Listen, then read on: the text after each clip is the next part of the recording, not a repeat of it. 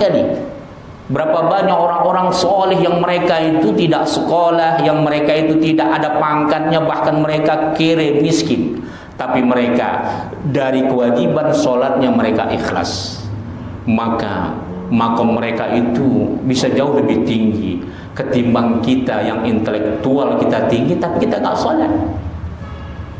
Coba lihat seorang muslim mantan kepala intelijen terang-terangan di dalam televisi meremehkan tentang perjuangan Palestina. Ini memalukan. Berarti kan dari bayi sampai dia setua itu udah mau mati, nggak tahu hakikat Palestina, Baitul Maqdis itu adalah merupakan akidah umat Islam. Bukan hanya masalah HAM, hak asasi manusia, bukan hanya masalah pelanggaran HAM, bukan hanya masalah kedaulatan sebuah negara, tapi dasar yang utama itu adalah hakikatnya Baitul Maqdis, kata Rasulullah. Barang siapa yang mereka tidak menganggap Baitul Maqdis lebih dia cintai daripada dirinya, belum sempurna imannya. Kata Rasulullah, orang yang mencintai Baitul Maqdis khairun minad dunya wa ma fiha, lebih baik daripada dunia dan seisinya. Allah abadikan di dalam Al-Quran. Silakan buka di dalam surah Al-Maidah.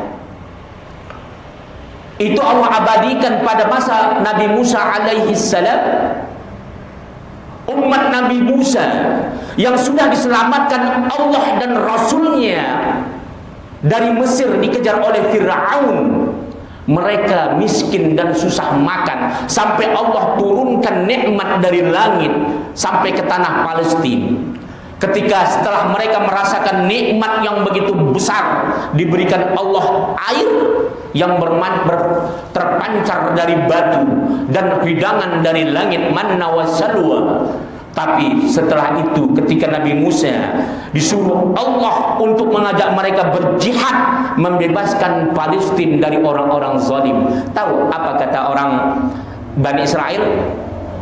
Allah abadikan dalam Al-Quran, wahai Musa, silahkan engkau dengan Tuhanmu untuk berjihad di Palestina, Baitul Maqdis, dan kami duduk-duduk saja di sini.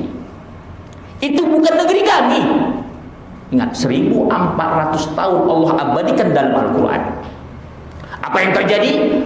Ya Allah, ini akhir hayat daripada Nabi Musa. Sebelum Nabi Musa meninggal dunia, membawa umatnya lebih kurang 600 orang lebih. Bahkan dalam sebuah riwayat 6.000 orang. Apa yang terjadi? Ketika Nabi Musa menangis, ya Allah, lepaskan aku dari umatku yang tak tahu bersyukur ketika engkau suruh untuk berjihad. Allah abadikan hanya 2 orang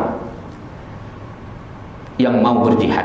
Kebetulan ketika itu orang-orang keturunan kaum Ad dan kaum Thamud itu orang Arab asli yang menguasai Palestina, badannya besar-besar, melakukan kezaliman.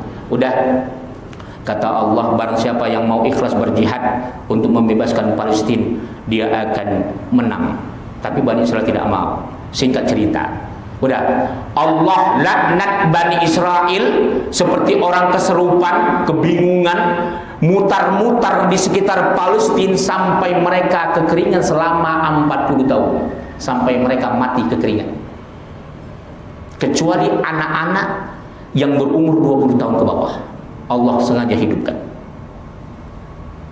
untuk menyaksikan bagaimana kezaliman orang-orang Bani Israel menganggap Palestina bukan hak Allah dan Rasulnya. Jadi itu sudah menyangkut akidah. Kita kembali kepada tadi, orang jangan, itulah dia ibadah kita. Meskipun kita bukan jabatan tinggi, kalau kita ikhlas mengikuti perintah Allah, maka Allah akan muliakan. Kita sayangkan mantan kepala intelijen TNI itu ya, itu dia live di TV One. Orang Muslim, mantan kepala intelijen TNI, sangat memalukan. Kalau sebelumnya saya lihat profesor doktor dari universitas mana, begitu juga juga ngomongnya, itu kan negara orang, bukan urusan kami. Tambah lagi Hendro Priyono, mantan kepala BIN, gitu juga ngomongnya, itu bukan urusan kami. Betul, kami dia dan nenek moyangnya, bukan kami kita umat Islam. Itu dia. Jadi video saya yang singkat di TikTok itu saya sebarkan ke tokoh-tokoh. Ingat, tokoh MUI, diantaranya Sekjen MUI, sangat setuju. Karena kalau tidak saya angkat ayat Al-Quran tentang masalah akidah, tentang membela Palestina, banyak orang hanya bercerita tentang masalah agama begitu saja, sehingga orang menganggap itu bukan urusan kita.